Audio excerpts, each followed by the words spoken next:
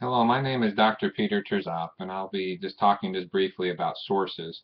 I have been trying to make this video for quite some time, and I have a cat here in my lap, and so if you see any tails flip across or a little kitty cat face, that's what's going on. It's just my life, and I apologize.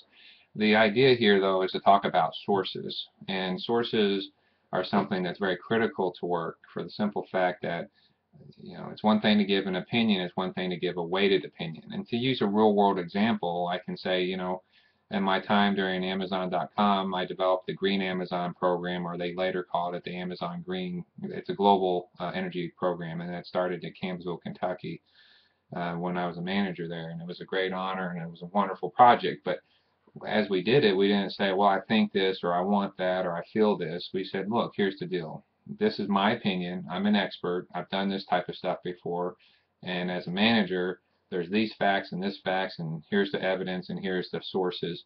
And it made the program a much easier sell to the upper management and later to the whole company. It became a global program.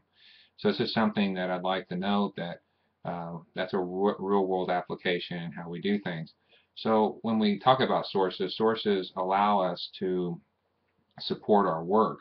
If I have the opinion for whatever topic, it doesn't matter.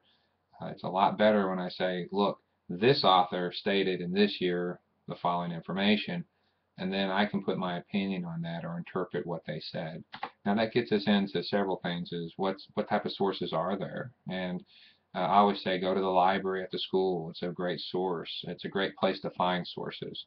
So you may sit there and find primary sources or secondary sources. And primary sources are really what we want. For example, if we have studying cultural dimensions and how the world works, we might look at someone like Gert Hofstede. And Hofstede is someone who did studies. He created information, and his cultural dimension studies are something that is a original first time type source, which is called a primary source. But just as a hint, these are the better sources to use. Now, sometimes it's just better to use sources that kind of summarize or maybe they expand on that information. Those are called secondary sources. So, for example, you may read someone that says, well, Hofstede mentioned this, and this is something I noticed, but I want to give you my take on it. And by the way, those can be just as good as well.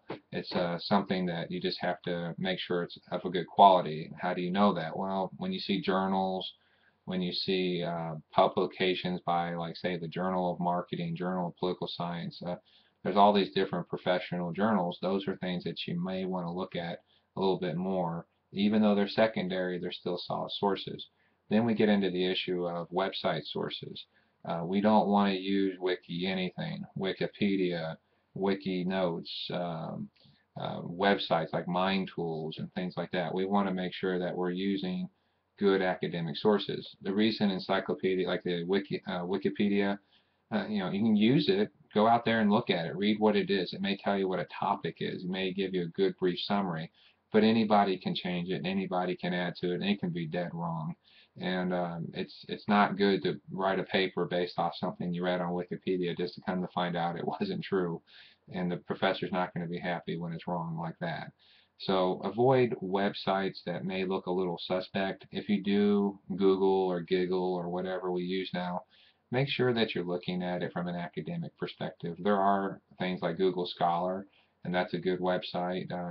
It's more academic overall, a lot of abstracts, but at least you can kind of get some academic sources.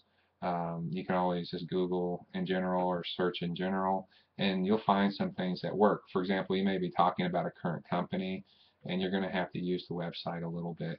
And that's okay. Just make sure you understand there may be biased websites or some that aren't as good. Another thing too is just making sure that you use the textbook, for example. A textbook is a great source. It's an excellent source. Just make sure that when you, there's the cat, make sure that when you use it to complement it with other things as well.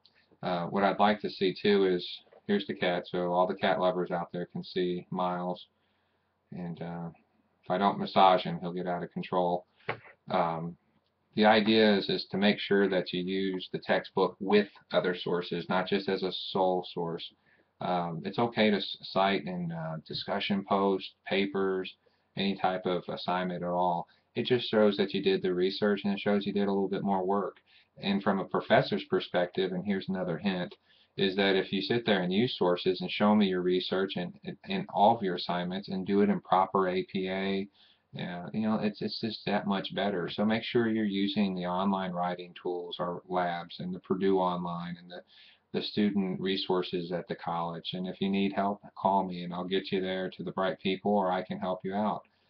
Just show me your work, and sources are a very important part of that. So again, this video is just a brief one on why it's important. You know, you're going to learn a lot of material, but how you research is a skill you won't forget. You'll forget material, but you won't forget how to research. And that researching skill is so important in the class. It's so important in life. And so just remember, there's different degrees of sources and resources out there. And if you have any doubts or any questions, feel free to call me or ask me, or email, and I can't wait to work with you and how to improve your writing and analysis. So good luck, and hopefully this video has been of some help to explain the difference between those types of sources and maybe how to find them and use them. So good luck, and thanks a lot.